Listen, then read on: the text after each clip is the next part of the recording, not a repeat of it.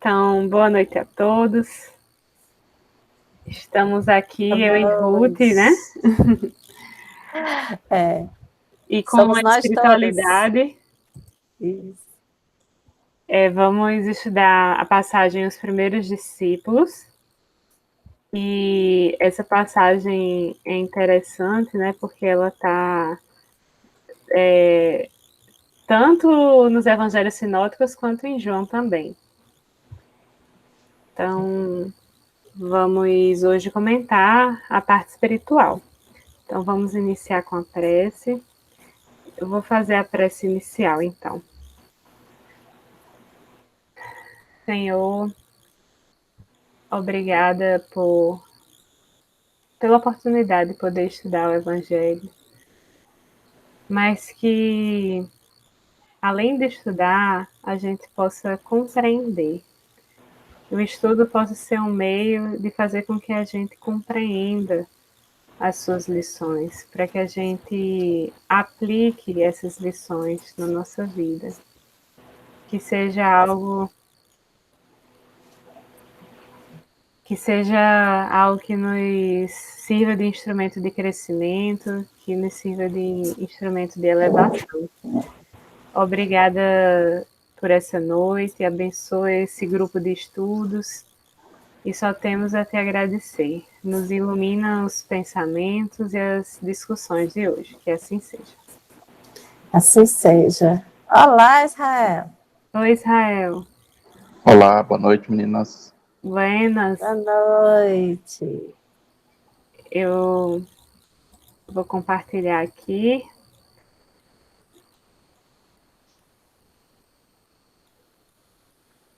Eu vou compartilhar aqui o documento de Word que eu compartilhei com vocês. Só que esse aqui está diferente, porque está todo marcado e cheio de anotações.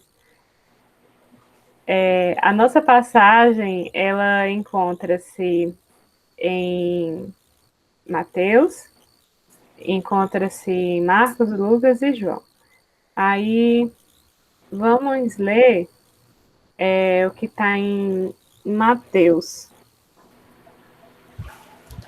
Essa tradução é a que está no site do NEP Brasil.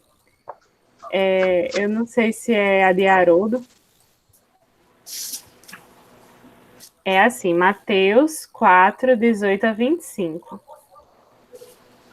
E Jesus, andando junto ao mar da Galileia, viu a dois irmãos, Simão, chamado Pedro, e André, seu irmão, os quais lançavam as redes ao mar, porque eram pescadores. E disse-lhes: Vinde após mim, e eu vos farei pescadores de homens. Isso aqui é um dos pontos centrais da passagem, né? Esse convite de Jesus, né? E então eles, deixando logo as redes, seguiram-no. E, adiantando-se dali, viu outros dois irmãos, Tiago, filho de Zebedeu, e João, seu irmão, num barco com seu pai, Zebedeu, consertando as redes. E chamou-os. Eles, deixando imediatamente o barco, e seu pai seguiram-no. E percorria Jesus toda a Galileia, ensinando nas suas sinagogas e pregando o evangelho do reino, curando todas as enfermidades e moléstias entre o povo. E sua fama correu por toda a Síria, e traziam-lhe todos os que padeciam cometidos de várias enfermidades e tormentos, os endemoniados, os lunáticos e os paralíticos, ele os curava. E seguiu uma grande multidão da Galileia, de Decápolis, de Jerusalém, da Judeia e além do Jordão.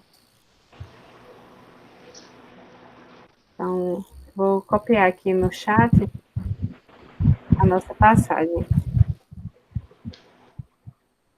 Eita, não coube tudo, deixa eu copiar aqui o resto.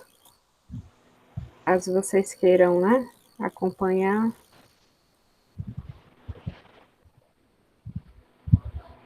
Como o chat é limitado, aí fica sendo cortado, mas essa é a nossa passagem. Bem, aqui são todas as referências que tinha no site do Net Brasil. Tem muita coisa, gente. Tem Allan Kardec, Amélia Rodrigues, Pastorino, Emmanuel, Humberto de Campos, Joana de Ângeles, Miramês. Todos esses autores têm textos referentes a essas perícopes. Eu selecionei, né, como um primeiro texto da obra A Gênese, né, que é uma obra basilar, uma obra da codificação. E a dinâmica vai ser o seguinte: eu vou fazer alguns destaques e vocês podem comentar em cima desses destaques ou podem destacar outros trechos, né, que estão presentes nesse texto. Aí, para quem quiser acompanhar, é a Gênese, itens 7, 8 e 9. Nesse item 7, no item 8, é a passagem. E no item 9, nós temos os comentários de Kardec.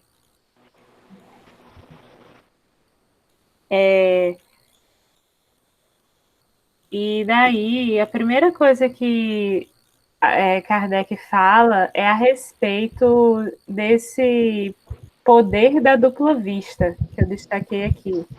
Jesus, ele não consegue perceber onde estariam os peixes e disse para os discípulos lançarem, né, as redes ao mar.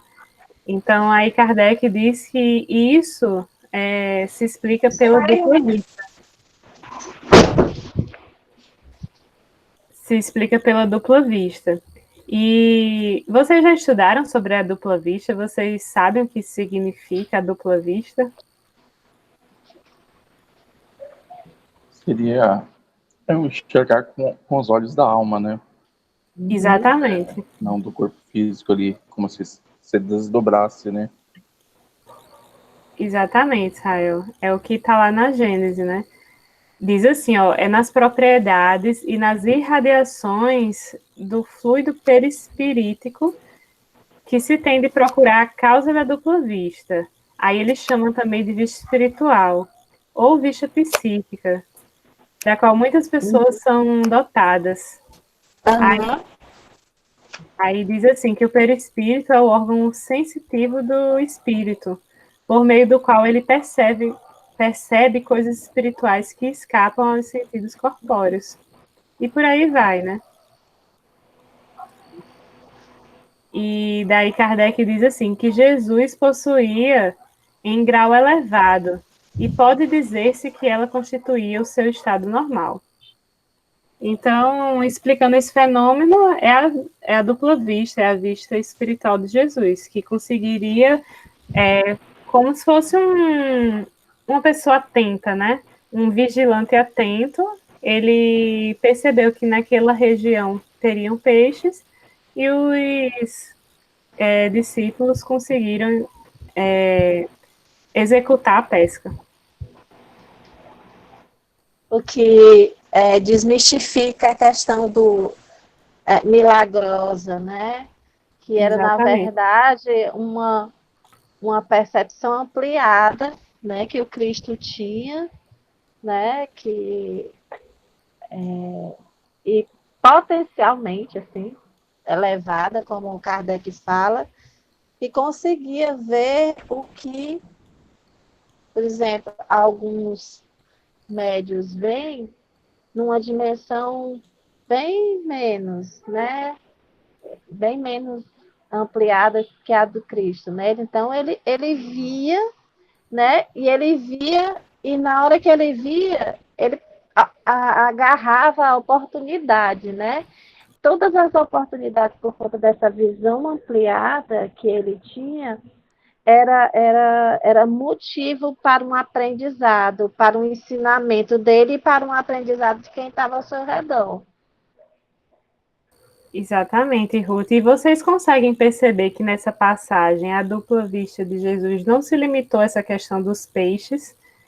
A dupla vista de Jesus foi utilizada para outra coisa muito importante. Vocês conseguem perceber do que se trata?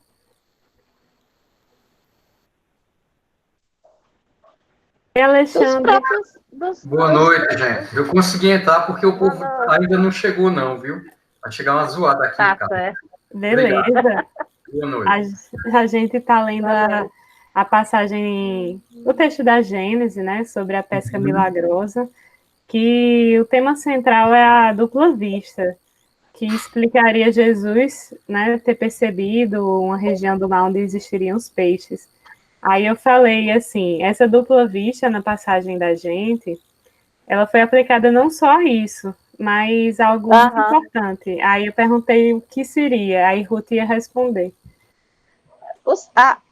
Ele via o potencial daqueles homens, né, que ele ia chamar para o seu apostolado. Ele via além, né? Muito mais além que acho que do que eles próprios, acho que imaginaria que poderiam, né, fazer. No texto, né, do Evangelho, diz que eles largam tudo e seguem o Cristo, porque tinha ali uma vinculação anterior, né? Provavelmente eles já eram ligados, eles já sabiam, né, de sua missão, mas o Cristo via além o potencial deles. Não sei se foi isso que você pensou, mas assim, eu pensei nisso, assim. É justamente isso. É justamente isso. Eu terminei de assistir Maria Madalena ontem. Todo mundo já tinha assistido, menos eu. Aí eu disse, eu vou assistir. E ele termina com Jesus explicando, falando para os discípulos, né, que já havia escolhido eles antes. Antes mesmo, mas quando? Quando vocês ainda estavam no ventre de suas mães. Então eu lembrei disso agora, Ruth. Você falou, e eu lembrei do final de Maria Madalena, né? Chorei um bocado, os 3 últimos episódios, porque é a prisão de Jesus, né? A gente sabe a história de trás para frente, mas ainda se emociona. Mas aí eu lembrei, Ruth, desse momento também, que já é no final da passagem de Jesus entre nós, mas assim, é o início aqui e o fim. Jesus explica para eles no fim, já depois de ressuscitado, né? Do evento da crucificação, ele vai lá e diz, olha, eu escolhi vocês. Era isso que eu queria completar, Ruth. Obrigado, viu?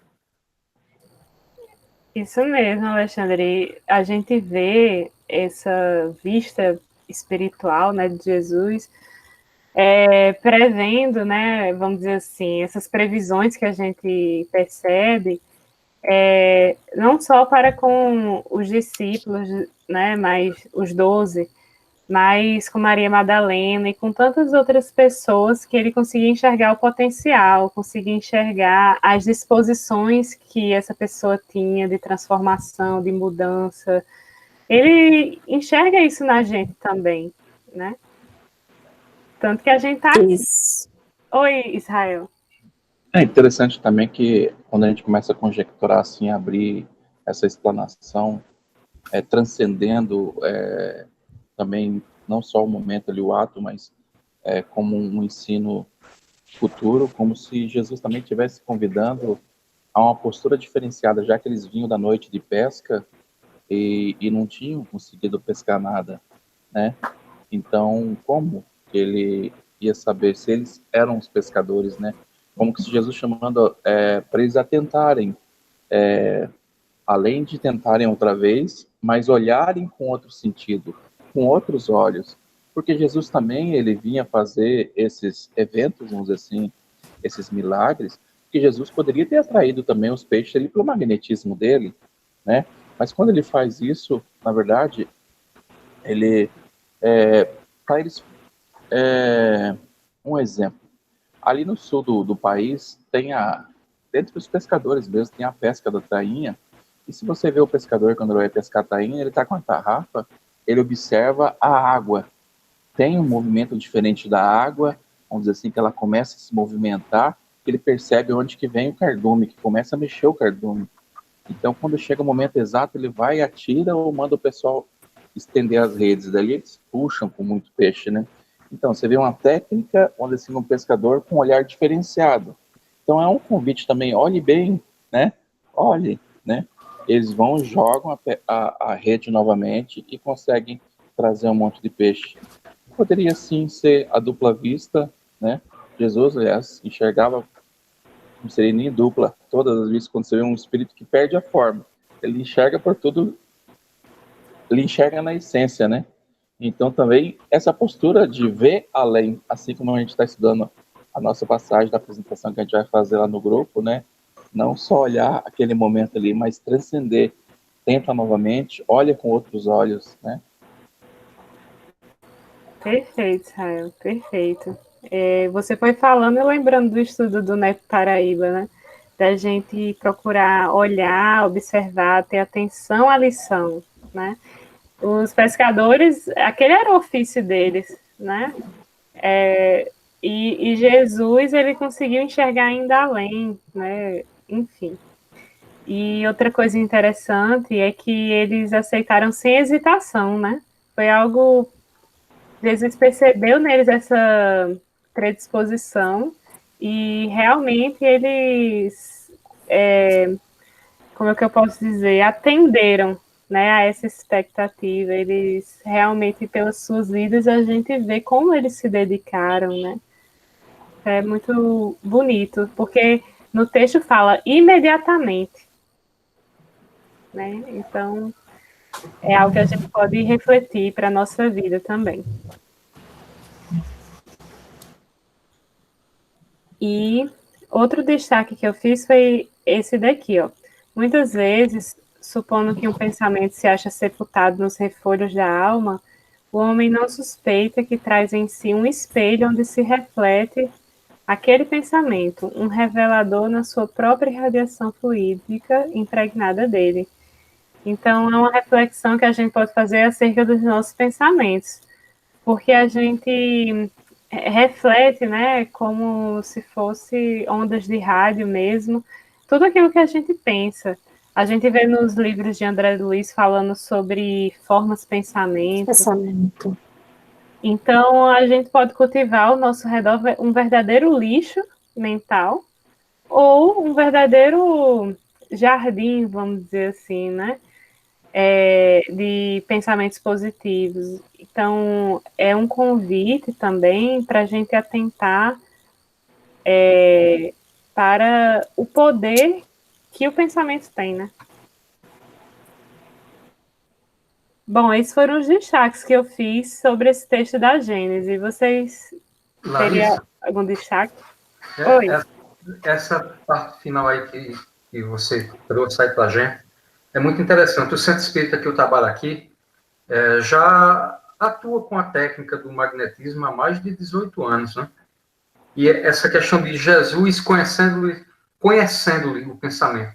Vê aí a diferença da palavra. Ele não diz Jesus lendo os pensamentos, o que seria uma invasão da intimidade, uma agressão ao outro. Né? Mas conhecer as energias que ele diz aí, os eflúvios carregados das marcas do mundo moral. Então, a gente pensa e magneticamente a gente se liga a entidades ou irmãos, espíritos superiores ou iguais a nós, né? E aí, se eu vejo, por exemplo, um irmão meu, fluidos magnéticos que o ligam a, sei lá, de repente a um espírito sofredor, que ainda está muito voltado para o vício da bebida, para um irmão que esteja pensando em cometer um crime. Então, esses laços magnéticos começam a nos unir, e aí fica fácil de identificar o que você está pensando. É uma dedução lógica, né? Diz também, né, tem a cromoterapia, que é usada também, que as cores também refletem o padrão, a vibração dos nossos pensamentos. E aí quem estuda isso em profundidade consegue perceber mais ou menos em que faixa a gente está vibrando, né? Muito interessante. O magnetismo não se presta, também se presta para isso, mas essencialmente o que a gente usa aqui, o magnetismo espírita, é para tratamento, para cura, para tratamento de desobsessão. Mas Jesus, conhecendo tudo em profundidade, ele viu as ligações da gente, mas só, você está pensando besteira, viu, Alexandre? Vamos elevar o pensamento. Era isso, adorei esse texto de Kardec. Obrigado, gente. É interessante também, assim, refletir desse ponto de vista, vamos dizer assim, dessa análise desse magnetismo de Jesus, também com a ascendência dele como espírito, né? Da elevação dele, porque não teve aquele que passou por Jesus, que pôde olhar em sua face, ou conseguir enxergar em seus olhos, vamos dizer, e tenha continuado sendo a mesma pessoa, né? Como que se ele fosse o espelho divino, refletindo, vamos dizer assim, a nossa essência do divino que há dentro de nós. E ao momento, vamos dizer assim, que aqueles indivíduos que olham para o Cristo, eles se identificam, porque a gente vai ver assim que mesmo um indivíduo ainda, assim, ainda que tenha falir ou envergar ainda a imoralidade nele, quando ele se aproxima de Jesus, ele se sente diferente. É o governador da terra, né? A gente se curva, vamos dizer, e ainda mais aqueles homens de boa vontade, vamos dizer assim. Imagine quanto a um pedido de Jesus, né? Quando ele chama eles para serem pescadores de homem, né? É como que eles sentissem dentro esse sentimento, vamos dizer assim, e como se fosse esse pedido irrecusável, né? Que Apesar que chamado sempre, é esse, né, Israel? exatamente, apesar que ele sempre deixa livre, né? Lembrando o mancebo rico, né? Que ele pede um momento para ir resolver outras questões, né? Uhum. Também, vamos dizer assim, ele não impõe, né? Mas o chamado toca profundo. E aqueles que já veio, já, vamos dizer assim, dentro dessa missão também de seguir esse postulado, quando tem o chamamento é como se desse o clique na gente, né? Para a gente seguir Jesus.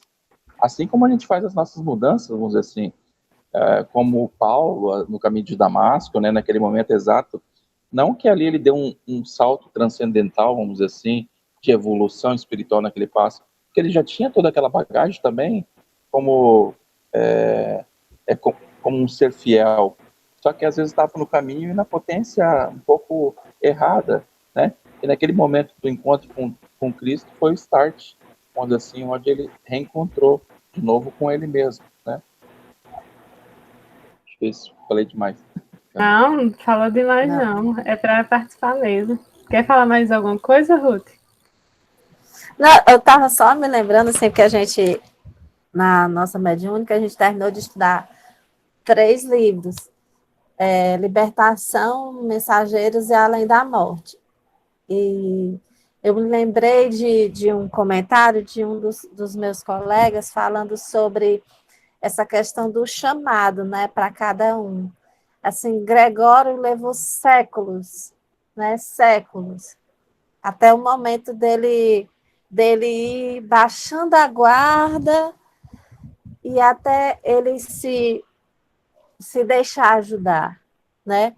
Mas tiveram outros personagens da história que no momento que foram chamados, eles resolveram ir trabalhar, estavam lá ajudando naquele local e trabalhando e dispostos a ajudar, né? Tem o tempo de cada um, mas se você se predispor a ir mais rápido nessa caminhada, né? Ela pode acontecer assim, não tão dolorosamente, não tão distante, né? Como muitos de nós que vamos nos arrastando assim, séculos e séculos para conseguir atender o convite de Jesus.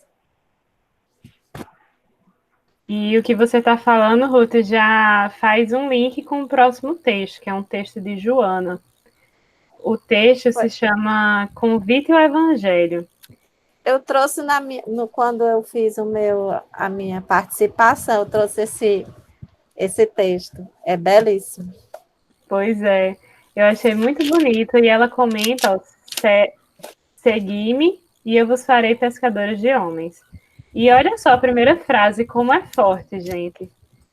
Ó, não há outra alternativa, seguir Jesus ou atormentar-se.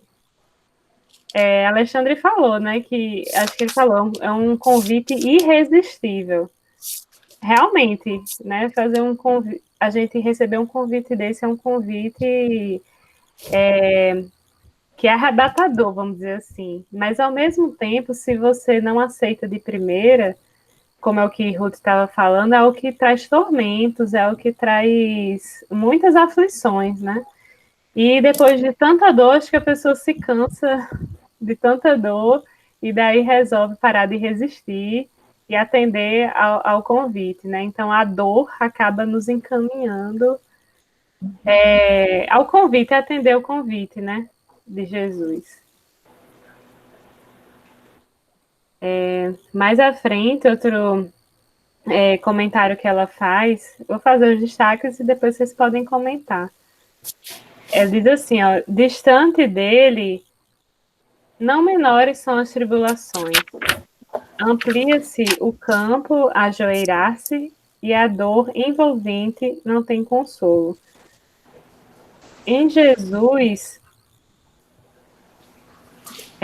no entanto, encontrarás segurança e sustentação. Sem ele, experimentarás o vazio da soledade e o desespero da inutilidade. O Evangelho é clima de paz em permanente efusão de esperança. Então, pelo que Joana está nos dizendo, né, é aquela coisa, o fardo com Jesus é mais leve, justamente por conta disso, que ele nos traz segurança, ele nos traz sustentação, ele aponta rumos, né, de como seguir. Então, tudo isso está relacionado com essa primeira frase, ó, essa primeira frase, segui-me. Então, quando a gente segue Jesus, é isso que a gente encontra. E agora ela vai comentar sobre essa segunda parte, que vos farei pescadores de homens. Ela diz o seguinte, faze-te pescador de almas, atirando as redes no mar dos homens, recolher-los-ás, aqueles que padecem e anelam paz. Felicitado pela inefável companhia do Cristo, o sublime pescador, que até hoje pacientemente espera colher-nos nas malhas do seu pulcro amor. Então, eu acho que uma das grandes lições dessa passagem que a gente está estudando é sobre essa parte da gente ser pescador de homens. E o que isso, qual o significado moral disso, né? O que Jesus está querendo nos dizer, né?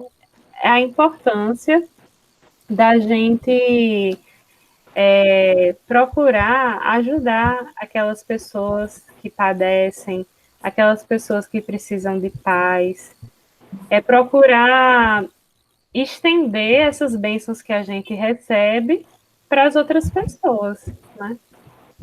E aí, como é que vocês interpretam?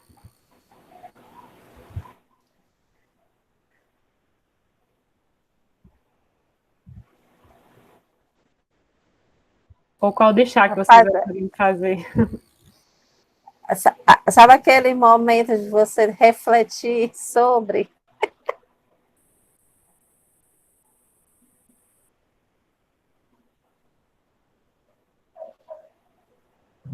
Podem refletir. Não, aqui quando ele diz, atirando as redes no mar dos homens, recolhê-los-ás, aqueles que padecem e anelam paz, felicitado pela inefável companhia do Cristo, né?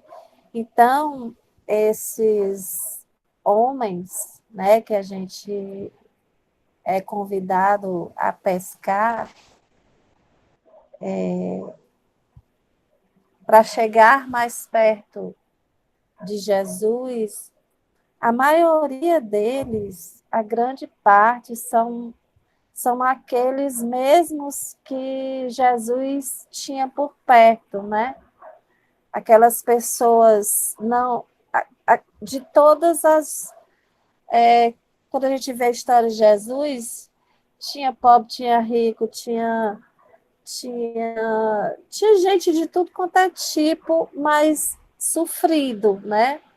Tinha rico sofrido, tinha pobre sofrido, tinha mulheres que na época nem se escrevia sobre, né? Com o advento de Jesus, as mulheres também apareceram, né?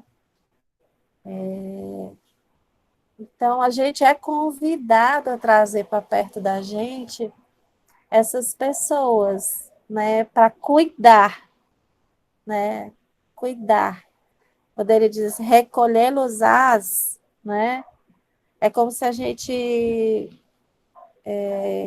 com esse convite, para entender um pouco mais sobre o Cristo, a gente possibilitasse o que a gente recebeu de consolo, de afago, de amor, desse Cristo que a gente está tentando entender, que nos acolhe, que nos afaga, que nos leva no braço. Todos esses. A humanidade, né? Todos nós. Pode falar, Israel.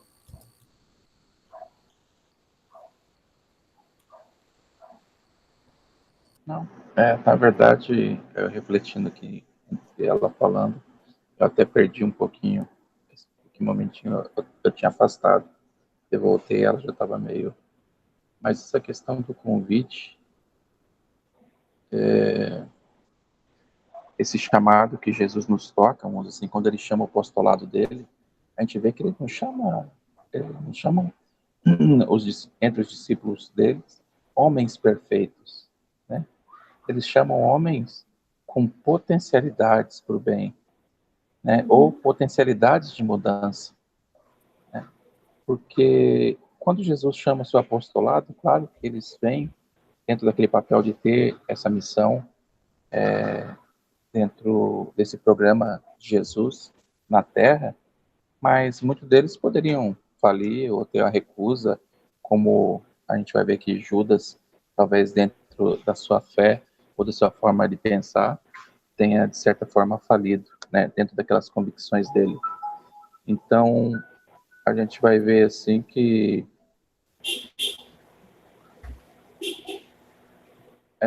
foi barulhinho, né? Que, então, ele não chama seres perfeitos, né? É como se fosse esboçando para a gente também, vamos dizer assim, talvez essa... não sei o que, me fugiu a palavra aqui. Identificação? Arquétipo, né? Como se fosse tipo de arquétipos diferentes, vamos dizer assim, onde a gente se encontra em cada discípulo ali, ou um se encontra mais em um, ou se encontra em outro, mas, vamos dizer assim, com potenciais para dar esse passo adiante. Como todos nós, quando a gente vê assim que todos nós somos criaturas divinas, nós somos por essência perfeitos, mas a gente é perfectível por condição, porque Deus nos coloca na condição de simples ignorante. Então nós somos perfectíveis, né? Seres que vão evoluir, mas na essência nós somos perfeitos. Então ele vê essa potencialidade nossa naquele momento que a gente é capaz já de dar esse passo adiante ou ter essa transformação. Porque muitos, às vezes, não se encontra apto a esse pedido agora, né? Ele vai ter que passar por várias existências, vamos dizer assim. Então, dentro daqueles que estão chamados e sentem esse chamado e são tocados, dentre esses indivíduos ainda que não são plenamente perfeitos, mas já, vamos dizer assim, com a capacidade de mudança e dar esse passo adiante, né? Aceitando esse convite. Eu vejo também, gente, esse convite de Joana, né, reverberando, reproduzindo Jesus, de que cada um de nós possa se fazer como pescador de almas, pescadores de almas, pescadoras de almas, né? De almas. Porque nessa nossa filiação, o reencontro com o Evangelho, a gente está sempre fraquejando. E aí, meu Deus do céu, como é que eu vou me colocar como pescador de almas de alguém? Como é que eu vou trazer para o Cristo alguém se nem eu mesmo consigo chegar até ele? Mas isso que o Israel falou aí, né, nós não somos seres perfeitos e se atribuir essa condição de perfeito, de já capaz de atrair outras almas para o Cristo, é uma vaidade nossa que a gente deve se vestir. Eu particularmente, né? Porque a gente vê aí, basta um pequeno gesto de bondade, de tolerância, um gesto de gentileza, né? contribuir um pouco mais no trabalho doméstico, com o companheiro, a companheira em casa, não importa, né? A gente vai pescando um peixinho por dia, um peixinho a cada bom exemplo dado, e isso vai, não é atraindo, não é que a gente vai levar as pessoas até o Cristo, né? Mas a gente vai se chegando até o Cristo, e o exemplo que a gente vai vivenciando, né, acaba atraindo outros peixinhos aí que estavam perdidos, né? E o Cristo acaba juntando a gente num grande cardume, como esse cardume do Neto aqui, né? Aqui tem um bocado de peixinho procurando o Cristo, buscando ser arrastado pelas redes do Cristo. E esse nosso exemplo de estar aqui acaba nos transformando também em pescadores. Né? Porque tem muita gente aí, como diz aqui, ó, aqueles que padecem e anelam paz. Tem tanta gente desesperada, né?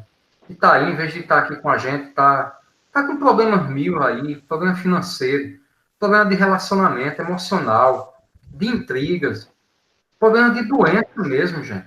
A gente está se aproximando agora do dia 2 de finado. Eu nunca dei muita importância assim esse dia, não, mas esse dia de finado agora, para mim, é o mais significativo de todos.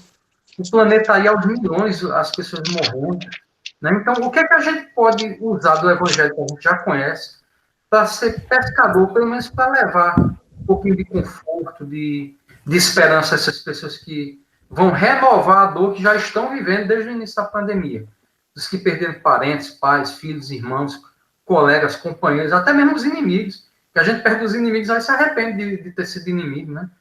Então, essas pessoas que padecem anelão de paz acabam sendo atraídas pelo nosso desejo, pela vontade de também ser recolhido nessa rede do Cristo.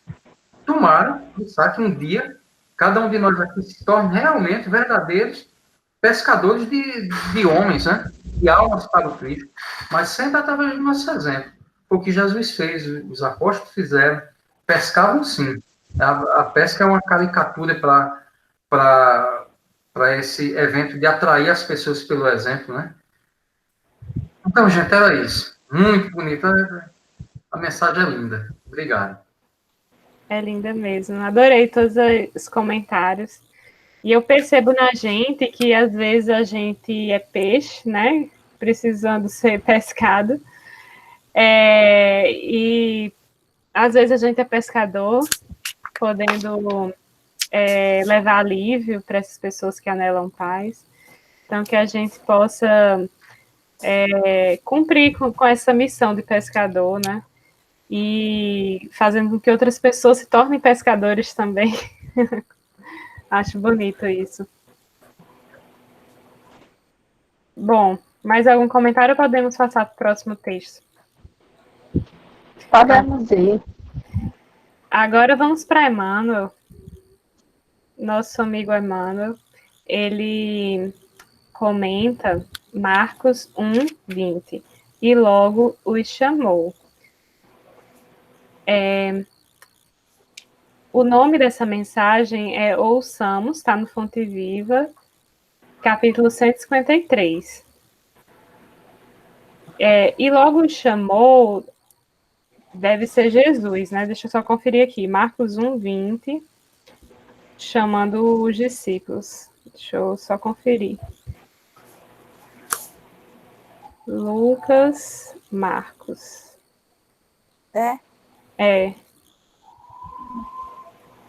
É exatamente. É Jesus chamando os filhos de Zebedeu. E os destaques que eu fiz nesse texto, né, começa aqui. Em alguns círculos do cristianismo, semelhante passagem alusiva ao encontro do Senhor com os discípulos é interpretada simplesmente como sendo um apelo do Cristo ao ministério religioso. Todavia, podemos imprimir-lhe significado mais amplo. Em cada situação do caminho, é possível registrar o chamamento celeste. Aí ele continua no final. Nesse sentido, o discípulo do Evangelho encontra no mundo o santuário de sua fé e na humanidade a sua própria família. Deixa eu só desativar teu áudio bem rapidinho, Ruth. Aí, porque tava desculpe. Sem problema. Aí depois ele diz assim: nesse sentido, o discípulo do Evangelho encontra no mundo o santuário de sua fé e na humanidade a sua própria família. Assinalando, pois, a norma cristã como inspiração para todas as lides cotidianas, ouçamos a palavra do Senhor em todos os ângulos do caminho. Então, ele está nos chamando para ouvir, né? Ouçamos, procurando segui-lo com invariável fidelidade hoje e sempre. Então, esse convite de Jesus, a gente tem que entender a nossa vida, né? A gente tem que entender que esses conhecimentos que a gente aprende no Espiritismo, eles não devem se limitar ao centro espírita. Isso a gente conversa muito, né? A gente tem que enxergar o mundo inteiro como um templo onde a gente pratica esses ensinamentos.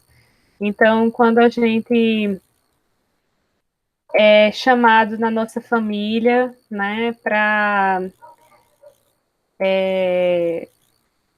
atender, para cooperar com a nossa família, a gente está sendo chamado também por Jesus. Quando a gente é chamado a fazer as pazes, né, a ter compreensão com o adversário, também é um chamamento de Jesus. Então, que a gente possa perceber esse chamamento de Jesus em várias situações da nossa vida e que a gente possa, né, perceber que quando a gente está sendo chamado a exercer a cooperação, a tolerância, o carinho, a assistência, o socorro, isso mostra que a gente está atendendo ao chamado, né? A gente está ouvindo, ele chamou aqui, ouçamos. Então, ouvir aqui implica aplicar. Uma pessoa que não aplica quer dizer que não está ouvindo. Bem, então esses foram os destaques que eu fiz nesse texto. Se vocês quiserem destacar também alguma coisa. Eu gostei ali da parte do tempo familiar, onde surgem problemas difíceis. E tudo que tu falou aí, Larissa, sobre esse chamamento do Cristo, né? A gente escuta o chamamento do Cristo para agir como discípulo a cada momento, aí, principalmente na seara familiar, no campo de trabalho familiar, né? Quando a gente tem um companheiro, a companheira, os filhos, a mãe. A minha casa, eu moro numa casa aqui, eu tenho meu companheiro, moro numa casa, só eu e ele. Tá? Mas a minha casa, quando eu digo a minha casa, eu estou falando na casa da minha mãe. Na casa da minha mãe moram 10 pessoas. Na hora do almoço, flutua entre 14 e 15 pessoas. E na hora do jantar, a mesma coisa. O povo é atraído. Graças a Deus, lá em casa, a gente vive numa harmonia, numa alegria abençoada, sabe? É tanto, gente, que eu tenho 4 irmãos. Eu fico assombrado quando alguém diz que não falou, um dia parou de falar com o irmão, ou brigou com o irmão, não fala mais. Pá. Nós somos 4. Eu sou o mais velho, tem 47 anos, a mais nova tem 42.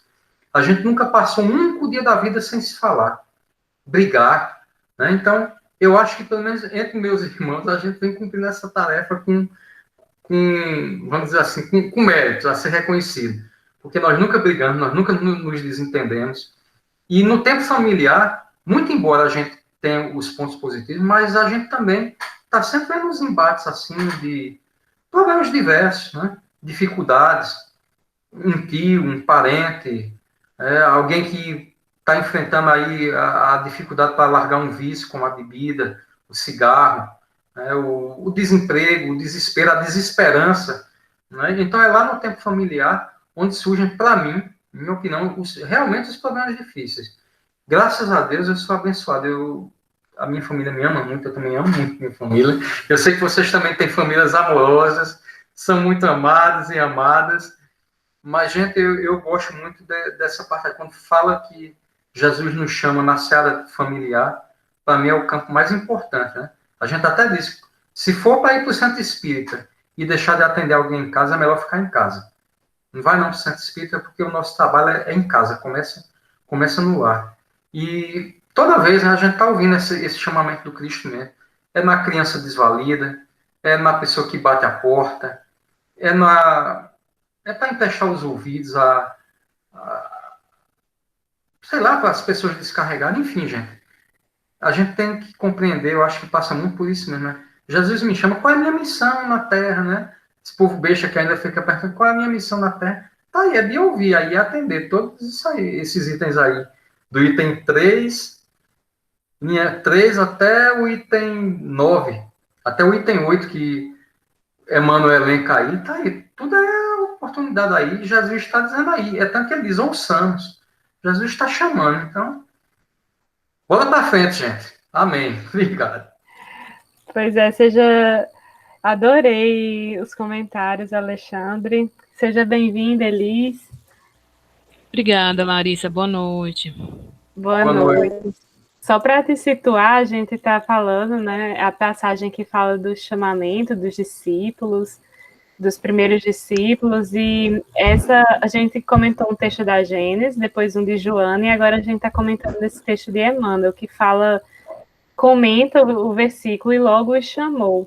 E Emmanuel, ele traz a reflexão que a gente enxergue esse chamamento para todos os campos da nossa vida, para o campo familiar, para o campo do trabalho, e sobre esse enfoque que Alexandre deu à família, quem já morou só, né, como eu, e longe da família, sabe a importância que a família tem. Eu prefiro estar numa casa com 14 pessoas tendo confusão do que estar sozinha num canto. Porque em meio à confusão a gente aprende, a gente é testado quanto à paciência, né? A gente exercita esses valores evangélicos, né? A gente aprende muito. Larissa, eu estava lembrando, né, quando estava nessa questão do ouvir, né, de aguçar o nosso ouvido. Quando a gente está falando, né, com familiares, ou então com grupos de pessoas, né, sobre a temática do suicídio, uma coisa que eu sempre coloco é que a gente tem que ter um olhar carinhoso e um ouvido sensível, né? Porque quando as pessoas elas estão tão adoecidas que querem acabar com a dor, acabando com a própria vida, elas dão um indício, né, de que isso vai acontecer. E isso muitas vezes passa percebido por aqueles que estão ao redor dessa pessoa, porque ela não aguça o ouvido, ela não tem um olhar mais carinhoso, né, para essa pessoa. Me veio isso à mente, assim, quando a gente está falando, né, desse chamado, né? E uma coisa que a gente observa muito na atualidade, né, é o alto índice de pessoas que cometem suicídio, que têm ideação suicida, que têm ideias de automutilação. Isso está numa crescente, né? Eu acho que foi Haroldo falando sobre essa questão, né, que já, não sei se é em obras póstumas, ou em alguma revista espírita, não sei se eu estou confundindo, fala sobre essa questão, né, do número grande nesse período de transição planetária, né, de suicídios. Então, esse chamado que a gente tem, né, que nos é feito por Jesus, passa pelo olhar desses sofrimentos, né, de estar atento não só para esse chamado de Jesus, mas para o chamado dessas pessoas que representam o próprio Cristo, né? Porque ele sempre disse que no outro a gente deveria enxergar ele, né? O próprio Cristo. Nosso irmão, a gente chegasse ele. Me veio muito agora essa lembrança, né? Dessa coisa que eu sempre coloco nos grupos que eu faço, né? De ter o olhar carinhoso e o ouvido sensível. Perfeito, Ruth. É isso mesmo. E é o que Emmanuel está falando, né? Aqui, ó. Por onde formos, Jesus, mestre silencioso, nos chama ao testemunho da lição que aprendemos. Então, o tema central, né, da passagem é o chamado. E a gente está sendo chamado para quê? A testemunhar, né, a viver essa lição que certamente a gente já conhece. E para isso demanda atenção, demanda esse cuidado, né, que Ruth está falando, para as pessoas que estão ao nosso redor. Mais algum comentário sobre esse texto? Ou podemos passar para o próximo? É muito bonito mesmo, Alexandre. Mas aguarde que tem mais coisa linda de Emmanuel aí também pela frente. Então, dou-lhe uma, dou-lhe duas, dou-lhe três. Eu vou para o próximo, então. Bem, o próximo texto, peraí, chama-se Que Buscais. Eu lembro quando a gente estava lendo João, quando Jesus falou que buscais, acho que eu na mesma hora comentei, eu pensei, certamente Emmanuel deve ter escrito um texto sobre isso, e realmente escreveu. Aí, está no Caminho, Verdade e Vida, capítulo 22. Chama-se Que Buscais? É uma pergunta. E ele comenta o seguinte versículo. Jesus, voltando-se e vendo que eles o seguiam, disse-lhes, que buscais? Então, é Jesus perguntando aos discípulos, né? Os candidatos a discípulos, enfim. E eu destaquei do texto. Cada existência isolada oferece ao homem o proveito de novos conhecimentos. Isso daí eu percebo na nossa vida, né? Eu morava em João Pessoa, eu tinha uma determinada vida, e eu aprendia muito com essa existência, né? Depois que eu fui para o Ceará, outras experiências eu passei a viver, com outras pessoas eu passei né, a conviver, parecia que eu tinha encarnado de novo, de tão diferente que era a minha vida, de João Pessoa para Fortaleza. E quantas coisas ricas eu pude aprender. E isso em uma encarnação só. Parece que a gente tem várias encarnações dentro de uma encarnação. Eu acho muito bonito isso. E ele continua dizendo: a aquisição de valores religiosos, entretanto, é a mais importante de todas, em virtude de constituir o movimento de iluminação definitiva da alma para Deus. Os homens, contudo, estendem a esse departamento divino a sua viciação de sentimentos no jogo inferior do jogo inferior dos interesses egoísticos. E daí ele começa a citar uma série de viciações, vamos dizer assim, nos templos religiosos. Por exemplo, os templos de pedra estão cheios de promessas injustificáveis e de votos absurdos. Muitos devotos entendem encontrar na divina providência uma força subornável, que tem privilégios e preferências, e por aí vai. Outros se socorrem do plano espiritual com o propósito de solucionar problemas mesquinhos, né? E ele termina dizendo que sem a compreensão de Jesus no campo íntimo, associada aos atos de cada dia, a alma será sempre a prisioneira de inferiores preocupações. E ele termina com essa imagem, né, de Jesus no umbral de todos os tempos, ou seja, porta de entrada de todos os templos, perguntando com interesse aos que entram: que buscais? Então, o que me chamou a atenção nessa passagem, né, é essa imagem que Emmanuel nos traz, de Jesus está nos perguntando o que é que a gente busca. Ele fala que na nossa vida a gente pode adquirir muitos conhecimentos, novos conhecimentos, mas o mais importante é justamente a conquista de valores religiosos, aqueles valores que nos ligam a Deus. Muitas vezes a gente cai em viciações de sentimentos, mas o ponto central está aqui, é associar, certo, aquilo que a gente está aprendendo com Jesus aos atos de cada dia.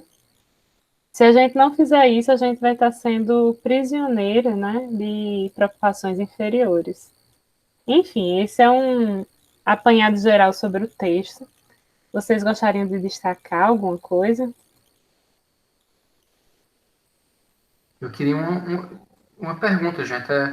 Tem uma frase de Paulo, não sei se é atribuída a Paulo de Tarso, que ele diz assim que agora que é escravo do Cristo, ele é livre.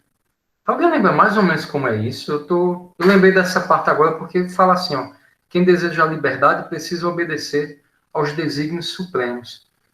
Eu não sei se é Paulo que diz que antes eu era livre, mas agora sou escravo do Cristo.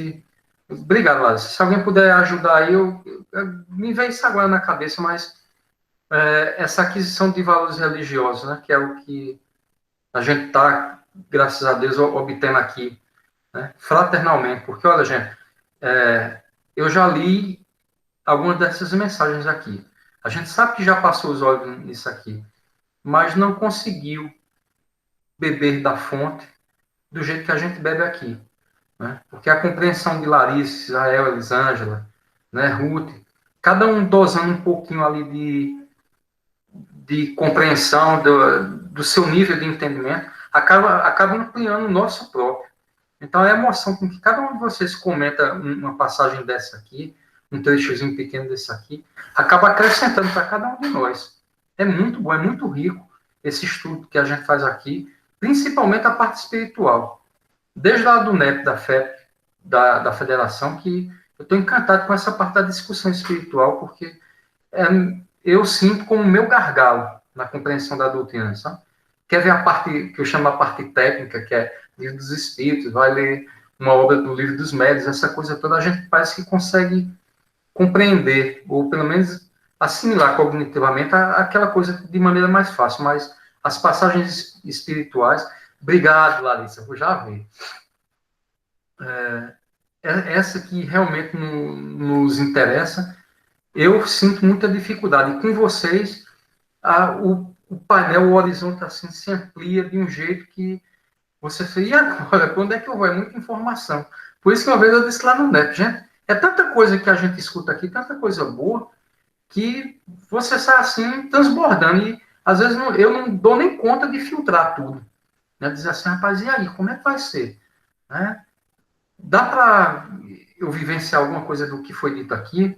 Né? Aí é aquela coisa de dizer assim, que buscais? Então, o que é que eu estou buscando, afinal de contas? Né? É me encher de mais conhecimento, esse conhecimento, eu divulgar o ordinário, o do conhecimento da Bíblia, essas coisas, mas eu quero a emoção, eu quero viver as lágrimas aqui que eu encontro com vocês. E é isso aqui que está me fazendo muito bem.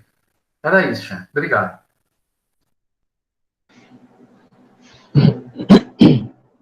Nesse questionamento também a gente vê, assim, nas entrelinhas de Jesus ali, respeitando também as nossas escolhas e também te oferecendo a oportunidade de reflexão. Porque na passagem anterior ele fala, ouve, escuta, reflete. Porque assim como o verbo ele é criador, é o que cria, né? O divino, através do verbo, ele cria. Para a gente entender o divino, a gente tem que ouvir, né? Então, quando hoje, no estudo de Isaías lá, eu não sou muito bom de gravar muito também, de memória, né? Mas Haroldo, ele estava falando da passagem onde Judas, com as suas convicções, como a dizer ali no texto, ó, a vida em si é um conjunto divino de experiências. Cada existência isolada oferece ao homem o proveito de novos conhecimentos. Então a vida sempre nos oportunizando.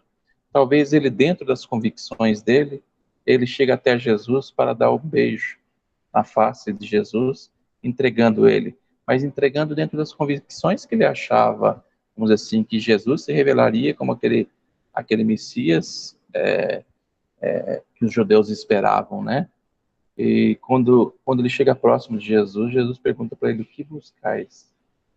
Porque como que se estivesse ponderando que se acha que eu não estou... Jesus está entendendo, vamos dizer assim, as nossas convicções, ele vê os nossos interesses e nosso sentido, e mesmo assim ele não te fere em alterar, ele simplesmente te chama para ponderar. O que buscais? Você não vê que você vai sofrer se você tomar esse caminho, né? E quando ele fala da questão de cobrança, que ele cobra, né, e dos fardos de moeda, lá ele também cita, lá fala assim, como se refletir, você não vê que esse fardo é pesado? Ele não fala para ele não cobrar, né, fazer a arrecadação, que ele fazer financeira, mas que esse fardo da moeda é um fardo pesado, né? Então Jesus, quando ele pergunta para a gente o que buscais, ele está querendo que a gente também faça essa reflexão, né?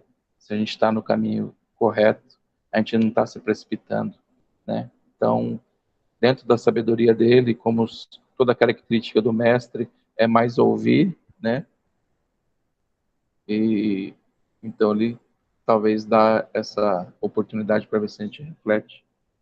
Não sei se eu sei que nessa passagem que Haroldo ele fala ali é bem legal que ele refere a questão de Judas aí. Câmbio.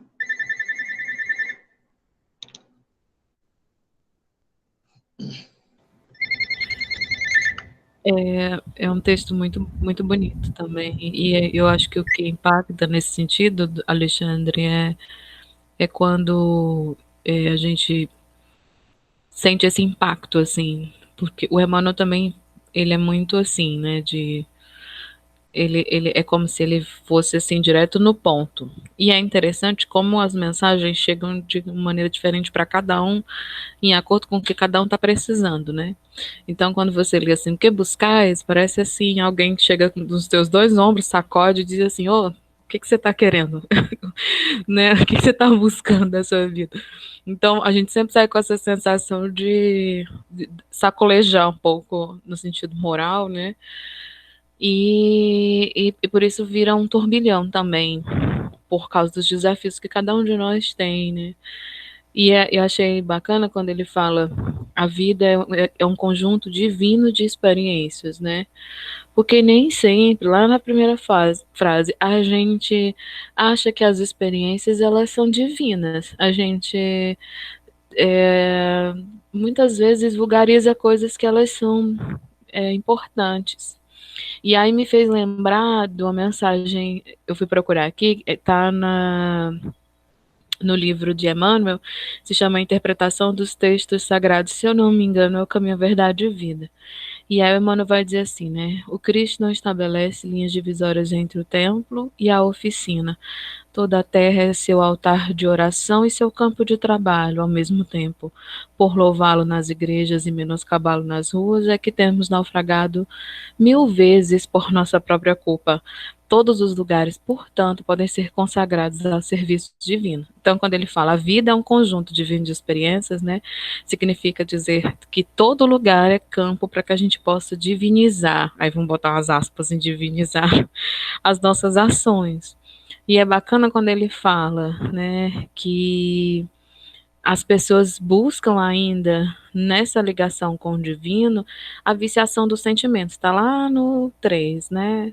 Os homens entendem, contudo entendem que esse departamento divino, a sua viciação de sentimentos no jogo inferior dos interesses egoísticos. Então, quando ele diz assim, o que buscais, o que você está procurando nessa ligação espiritual com Deus, né? Você está procurando que um problema pessoal seja resolvido? Você está procurando que algo material seja acrescentado? Que uma necessidade egoísta seja atendida? E aí lá no final ele responde, né? A cruz do Calvário é o símbolo vivo, ou seja, a gente precisa se entregar a essa renúncia, a esse perdão, compreender essas dificuldades. Quem deseja liberdade precisa obedecer aos desígnios supremos e encarar essa relação religiosa de uma maneira diferente. Mas é um texto tão curtinho, né? E aí tem reflexões para muitas coisas nas nossas vidas, né? Como é que a gente lida aí com essa experiência divina do divino na nossa vida? Será que a gente já renunciou o suficiente? Elis, me diz só o nome do texto que você citou, que está no Caminho, Verdade e Vida. Eu vou botar lá no grupo, é a interpretação dos textos sagrados. Certo. Está no Eu- Caminho, Verdade e Vida, né? É Eu acho que é tipo a introdução, tá logo no início, assim, do livro. isso.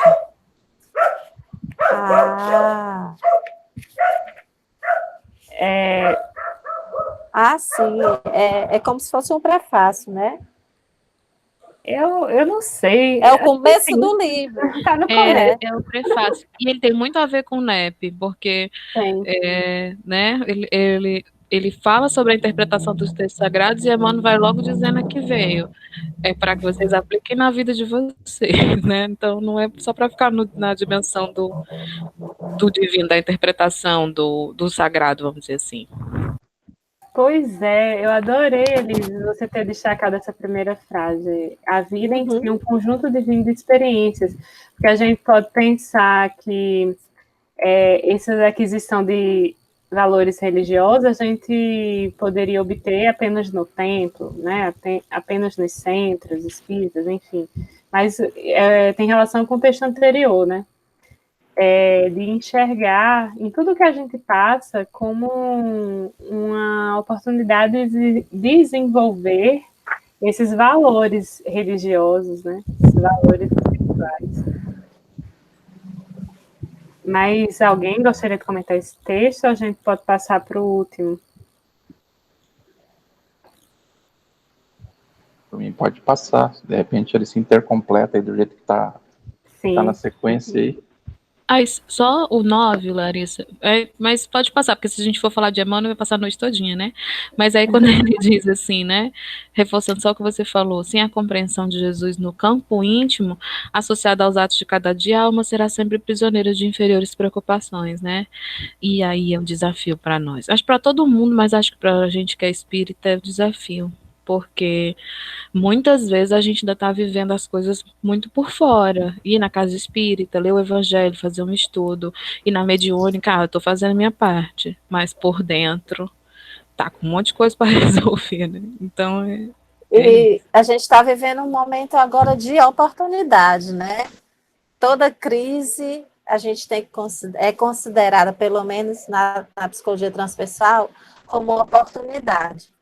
E o momento que a gente está vivendo, de ter que ficar afastado, porque tem muitos centros que não abriram, a gente está fazendo todas as atividades virtualmente. É um grande desafio para a gente. Muitas vezes a gente tá agora no momento conhecendo mais gente, mais tempo do que quando a gente estava indo para a casa espírita. Pelo menos nas oportunidades, né? Eu vou colocar por mim, né? Que eu estou tendo, por exemplo, no meu grupo mediúnico, os encontros que a gente está tendo, que não são só no dia da mediúnica, a gente conversa, né? Virtualmente num grupo como esse aqui que a gente está tendo. Assim, a gente está tendo grandes oportunidades de fazer diferente, né? De se reaproximar. É uma grande verdade isso que você colocou, Luiz. Muito boas reflexões e realmente Emmanuel, ele, em cada palavra de Jesus, ele traz reflexões que a gente podia passar a reunião inteira só falando sobre um texto, né?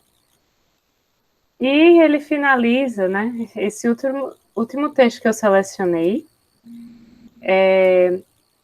chama-se Mar Alto. Achei bonito o nome do texto. está no livro Pão Nosso, capítulo 21, e ele está comentando esse versículo em específico, que está em Lucas 5:4. E, quando acabou de falar, disse a Simão: Faze-te ao mar alto, e lançai as vossas redes para pescar. E daí ele começa, né, situando para onde que ele vai levar a interpretação. Esse versículo nos leva a meditar nos companheiros de luta que se sentem abandonados na experiência humana. E a parte que eu destaquei, né, foram o 9 e o 10, que diz assim, ó: em surgindo, pois, a tua época de dificuldade, convence-te de que chegaram para tua alma os dias de serviço em mar alto. Então, essa é a analogia que ele está fazendo. O tempo de procurar os valores justos, sem o incentivo de certas ilusões da experiência material. Se te encontras sozinho, se te sentes ao abandono, lembra-te de que, além do túmulo, há companheiros que te assistem e esperam carinhosamente. O pai nunca deixa os filhos desamparados. Assim, se te vês presentemente sem laços domésticos, sem amigos certos na paisagem transitória do planeta, é que Jesus te enviou ao pleno mar da experiência, a fim de provares tuas conquistas em supremas lições. E daí, eu destaquei esses dois textos, dois parágrafos finais, porque quando a gente está nesses momentos de mar alto, né, esses momentos de dificuldade, tem coisas que não dá para delegar, tem coisas que não dá para outra pessoa fazer por você.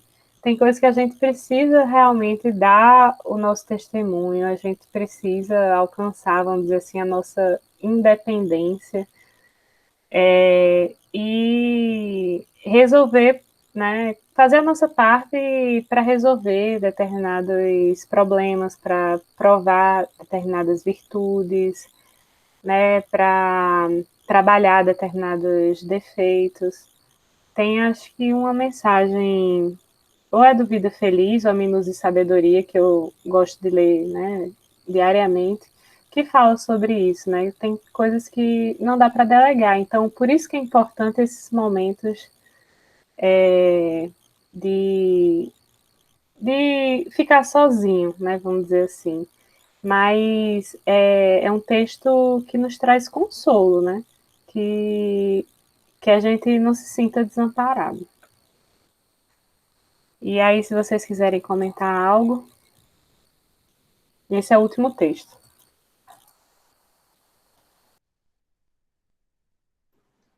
Interessante ali, não sei se foge do contexto ali, até vocês me ajudem. Ali, o 7, que ele fala ali: entretanto, essas horas amargas pertencem a todas as criaturas mortais.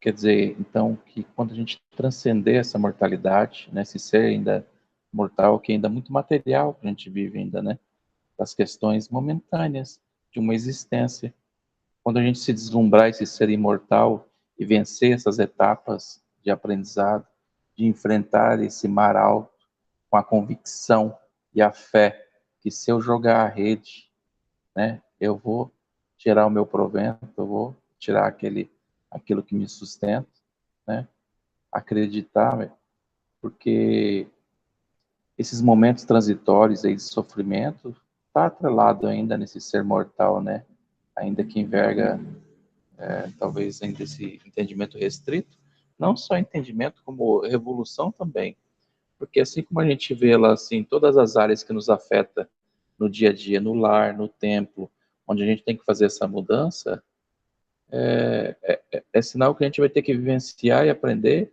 em muitas instâncias, vamos dizer assim, até transcender esses aprendizados, né? Desse ser imortal que todos nós somos. Porque entre o falar, ou que nem fala assim, a gente vislumbrar esse conhecimento e vivenciar, aí sim é um salto grande, né? Porque hoje a gente tem o conhecimento, a gente pode vislumbrar, vamos dizer assim, essa transformação, mas no momento de envergar esse sofrimento, de estar em mar alto, é terrível. A gente se sente desolado, né?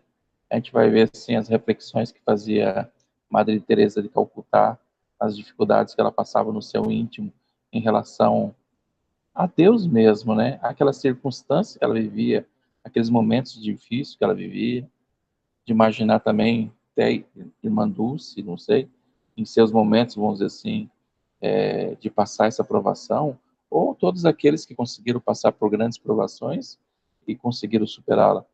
E não só a grande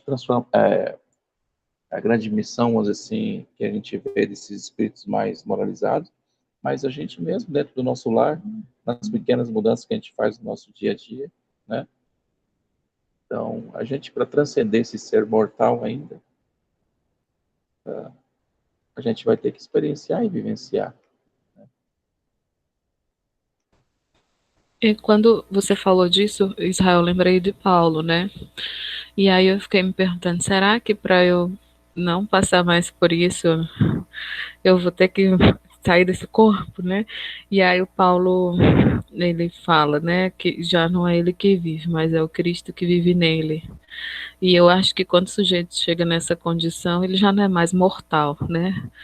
Porque as horas amargas, elas mudam eu creio, não é? Mudam de perspectiva, apesar de que a dor sempre é dor, né? Para cada um de nós. Mas eu achei legal porque os três textos, eles parecem que são uma pirâmide. Não sei se vocês sentiram assim, mas eu senti assim, sabe? Tocou em mim assim. O primeiro parece que fala da base, né? Que é o lar, a família. Aí depois vai para um segundo nível, que é a tua relação no mundo, né? Com o divino e tal. E o terceiro é o momento em que a gente já amadureceu um pouquinho e disse assim, agora você está pronto, vamos jogar você no mar alto, né? É bem interessante. E a pandemia não deixa de ser esse momento de mar alto nas vidas da gente, né? De autoencontro, assim. E as pessoas sempre falam nos jornais, nas televisões, né? Como se todo mundo estivesse sendo forçado a entrar, voltar para casa e entrar para dentro de si para fazer uma avaliação, né? Como o pessoal gosta de dizer, para o cantinho do pensamento. É muito bom esse texto também. Elisângela, quando você fez o link aí com a pandemia, você leu meus pensamentos aqui, porque a gente já havia falado também sobre isso, né? Mas, olha só, gente, esse item do 2 até o 7, né, fala da... Você já se sentiu triste, aí chega um irmão, alguém, né, muito íntimo, e diz assim, ô, Larissa, por que você está triste? Ou então diga assim, Alexandre, você está triste? Gente, a gente está triste e quando escuta isso fica mais triste ainda. É um carinho que as pessoas nos fazem, mas parece que foi um travesseiro assim para você deitar sua tristeza e aí você se sente mais confortável ainda para expressar o que você está sentindo. Na verdade, essas pessoas vêm para dilatar, para abrir assim. Ó, vamos estar vazando essa tristeza? Eu choro na roda também, Larissa. Se eu tiver vontade de chorar, o que é que você está sentindo, meu filho? Pronto. E manhã vai na agulha, sabe? Manhã, quando nota que eu estou com alguma coisa, o que foi, meu filho? Ô, mãe, a senhora tem umas horas de perguntar as coisas, né? Porque podia deixar a gente curtir essa tristeza para ver se passa logo. Mas aí vem esses corações amados aí, vem essas criaturas bondosas que... tô lhe achando tão, assim, caladinho, tão sem sal, né? Vós sois o sal da terra, como Jesus diz. Aí manhã chega e diz, você está sem sal. Vamos animar aí essa vida. E esses itens aí do 2 ao 7, né? Diz aí, quando a gente diz o item 4, diz, acredita que o destino nos reservou a taça da infinita amargura. Quem nunca, né, gente? A gente está sofrendo e a dor da gente, por menor que seja, ela é a maior do mundo. Não adianta, não. Ela é infinita, parece que vai ser eterna, ela tem peso, tamanho, e a gente não consegue nem medir, de tão grande. Alta, gorda, pesada, né? Parece uma sombra que está tapando o sol da nossa alegria. Mas, realmente, esse convite aí, né, para a gente se lançar ao mar alto das experiências, dessa vez, sem essa fantasia, né, sem os fogos de artifício das nossas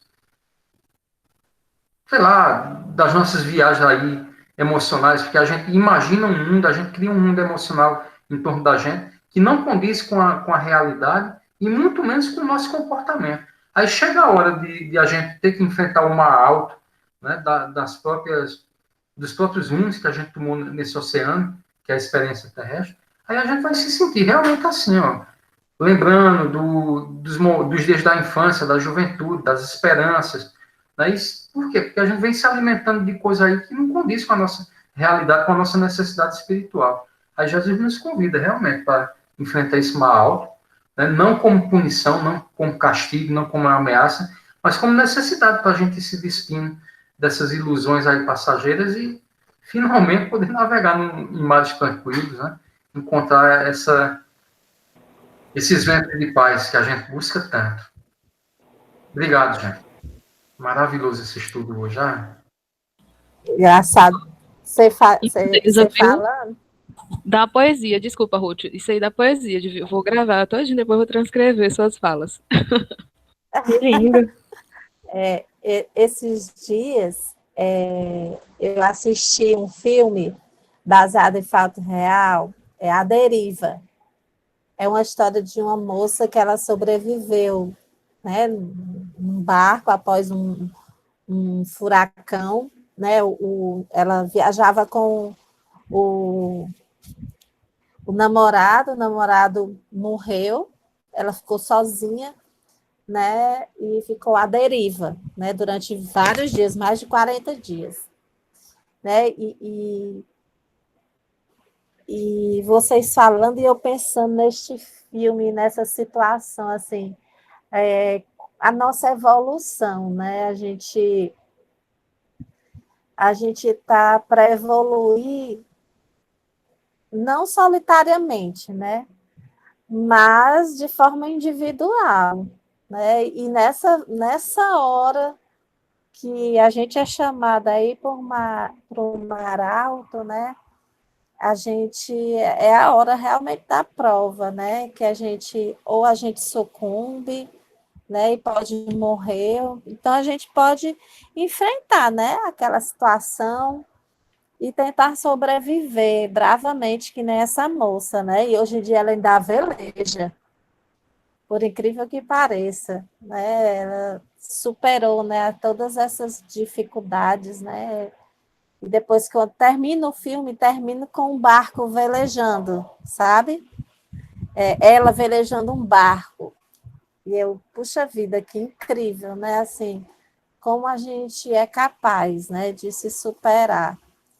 E assim somos nós, né? Na vida, nas nossas dificuldades, cada um com as suas mazelas, né? Sim, uma fuga, né? Questão do suicídio, é uma fuga da dor, né? As marés altas que a gente não consegue superar, né? E foge. Mas é uma ilusão, né? Essa fuga, porque a gente tem que voltar de novo e enfrentar novamente com coragem, né? E eu fico pensando assim, como Deus é bom que nos dá essas oportunidades. E como Deus é bom que colocou a doutrina espírita para que a gente consiga entender com essa clareza que nos traz essas mensagens, né? Que traz para a gente um professor de evangelho como Emmanuel, que faz a gente refletir, né? Como a Elisângela refletiu, né, nessa pirâmide, né? Ela, graças a Deus, é para cima, né? Elisângela, o negócio vai para cima. Uma hora dá certo. É isso aí, gente.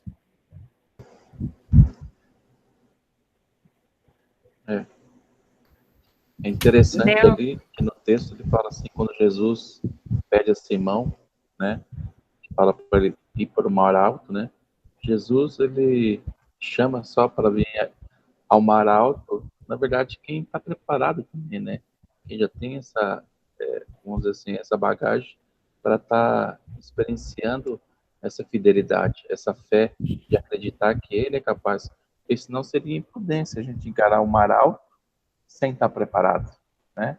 Então, quando ele nos convida para enfrentar esse mar alto no nosso dia a dia, na nossa existência, é porque nós somos capazes de enfrentar esse mar alto, de vencer essas águas profundas, né? Do sofrimento, da dor, que nos convida. Eu sei que às vezes parece tão distante, às vezes o divino, quando a gente está nesse mar alto, né? Dá aquele medo, vontade de acordar o Cristo ali, ó, o barco vai virar, né? E aí, quando Jesus está dormindo lá também na travessia da tempestade, quando ele acalma a tempestade, é ainda esse ser ainda um pouco inseguro, claro, por mais que a gente está experienciando a navegar ali, mas dá vontade de acordar o Cristo para ele dar um jeito, né? A gente vai afundar, mas ele sempre está ali do nosso lado, nos amparando, como se atestar a nossa fé, né? Ele acalma a tempestade, né? Para a gente entender, vamos dizer que ele está ali do nosso lado. Então, ter essa fidelidade, ter essa fé, de acreditar que Deus está com essa mão bondosa para nos amparar, né? Qual o momento que a gente vai conseguir mergulhar de cabeça, né? E acreditar nessa fé com tanta, vamos dizer assim, fidelidade, né? Com tanta profundidade, para a gente enfrentar esses mar altos que a vida nos oferece, né? Isso. Muito bom esse seu comentário, Israel, porque fez um link com a primeira mensagem. Exatamente o que eu ia dizer. A gente começou falando sobre isso, sobre a vista espiritual de Jesus, sobre o chamado que ele fez, né, para os discípulos, e vendo nesses discípulos a capacidade que eles tinham, a predisposição que eles tinham, enfim. Então, chegamos na hora, gente, 9 horas. Foi um estudo maravilhoso. E eu acho maravilhoso quando todos participam. Cada um de vocês comentaram, e por isso que foi tão rico. Obrigada mesmo. E vou pedir, então, para a Ruth fazer a nossa prece de encerramento. Então, agora vamos elevar nosso pensamento a Deus, nos sentindo unidos, conectados pelos fios amorosos e invisíveis que nos unem. Agradecer a oportunidade, Senhor, que nos dá de ter um dia e um momento nos despertado, né, e nos feito por algum motivo conhecer a doutrina espírita, fazer, ter essa vontade, esse desejo, essa saudade de estudar as tuas coisas para, como a Larissa falou, melhor compreendê-las e colocá-las com coragem no nosso dia a dia, no nosso cotidiano. Te agradecemos, Senhor, imensamente a tua mão amorosa que nos ampara a todos os instantes de nossas vidas. Te pedimos, Senhor, que continue conosco hoje e sempre. Que assim seja. Amém. Amém. Amém. Boa noite, gente. Nem sempre eu posso estar com vocês, mas foi muito